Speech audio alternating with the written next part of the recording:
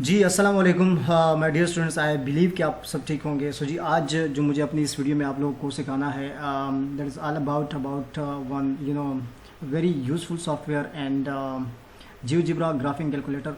ये डेफिनेटली आपके पास यानी प्ले स्टोर में 2D वर्जन में भी मौजूद है और 3D में भी मौजूद है।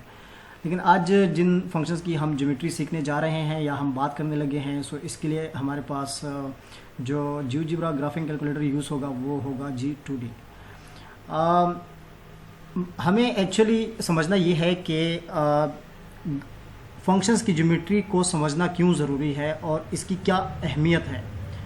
अगर मैं थोड़ी सी इसके ऊपर बात करूं तो डेफिनेटली बात आप लोगों को बहुत आसानी से समझ आ जाएगी कि अगर हम FSC यानी जो पंजाब टेक्स्ट बुक है उसके अगर पहले 3 चैप्टर्स की बात करें, जो कि लिमिट के बारे में है, डेरिवेटिव के बारे में है और इंटीग्रेशन के बारे में है, तो किसी फंक्शन की ज्योमेट्री अगर आपको नहीं पता होती तो इट मीन्स दैट कि आप ना तो लिमिट का कॉन्सेप्ट ठीक से समझ सकते हैं, ना डेरिवेटिव का कॉन्सेप्ट ठीक से समझ सकते हैं, और इसी तरह ना ही आपको इंटीग्रेशन का कॉन्सेप्ट ठीक से समझ आ सकता है। उसकी जो ज्योमेट्रिकल इंटरप्रिटेशन है उसको आप नहीं समझ सकते जब तक आप ज्योमेट्रिकल एस्पेक्ट्स के ऊपर नहीं जाते, फंक्शंस की ज्योमेट्री को नहीं देखते। और फिर जस्ट ये होगा कि आप सिर्फ और सिर्फ कैलकुलेशन की हद तक महदूद रह जाएंगे। वो जो डेप्थ कॉन्सेप्चुअल आइडियाज़ है लिमिट का या डेरिवेटिव का या इंटीग्रेशन का, वो फिर आप कभी भी नहीं उसको समझ सकते।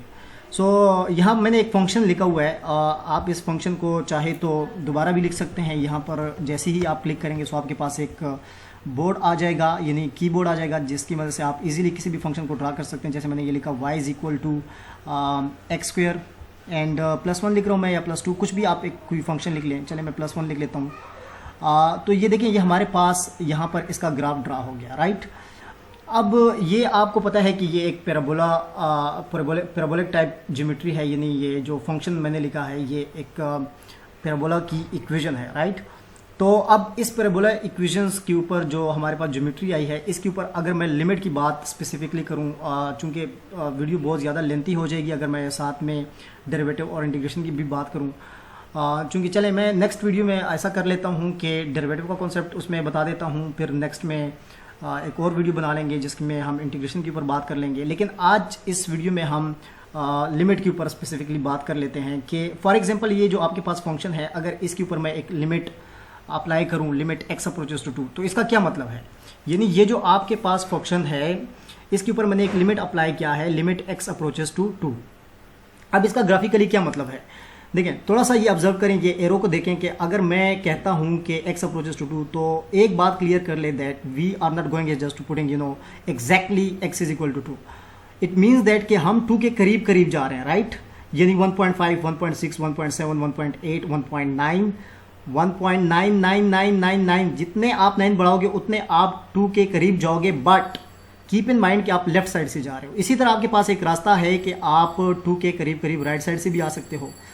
लाइक अगर मैं यहाँ पर बात करूँ 2.5, 2.4, 2.3, 2.2, 2.1 एंड 2.1 के बाद कौन सी वैल्यू होगी, शाबाश। तो कहने का मतलब ये है कि आप ये देख रहे हैं कि 2 के करीब करीब आप राइट साइड की तरफ से आ रहे हैं और इसी तरह 2 के करीब करीब आप लेफ्ट साइड से। आपके पास 2 रास्ते हैं, यानी 2 के करीब जाने के 2 रास्ते हैं। x अप्रोचेस टू 2 का मतलब यह है कि आपने 2 के करीब जाना है और 2 रास्ते हैं आपके पास। लेकिन जैसे जैसे मैं 2 के करीब जा रहा हूं तो मुझे इस y की वैल्यू क्या मिलेगी। थोड़ी देर के लिए सोचिए कि अगर मैं लेट सपोज इस x को एग्जैक्ट 2 यहां पर प्लग इन करूं तो 2 का स्क्वायर +1, मेरे पास जो आंसर आएगा वो आएगा 5, यानी यहां पर ये 5 आंसर आएगा, राइट। लेकिन अगर मैं 2 के करीब करीब वैल्यू पुट करने की कोशिश करूं और वो भी लेफ्ट साइड से, तो मेरे पास जो एज ए आउटपुट वैल्यू आएगी वो डेफिनेटली यानी नीचे से, ये देखें 5 के करीब करीब वैल्यू आएगी, 4.9999 समथिंग, राइट। इसी तरह अगर मैं 2 के करीब करीब आऊं बट राइट साइड से, तो इसी तरह मेरे पास जो एज ए आउटपुट वैल्यू आएगी वो ऊपर से वैल्यू आएगी 5 के करीब करीब। तो ऐसे में होगा क्या कि जैसे मैं ये इनपुट के करीब करीब जा रहा हूँ 2 के करीब, तो इसी तरह मेरे पास जो एज ए आउटपुट वैल्यू आएगी वो 5 के करीब जाएगी। तो ये यहाँ से जो है ना ग्राफ बनना शुरू हो जाएगा, राइट, 5 के करीब। अब देखिए 5 एग्जैक्ट ये है, लेकिन ये थोड़ा सा नीचे होगा, थोड़ा सा, राइट। इसी तरह ये ऊपर से अगर हम आएंगे तो तब भी ये 5 के करीब करीब आएगा, बट ऊपर से। लेकिन जैसे ही मैं 2 प्लग इन करूँ तो ये भी फिल हो जाएगा, ये वाला पॉइंट भी फिल हो जाएगा, राइट।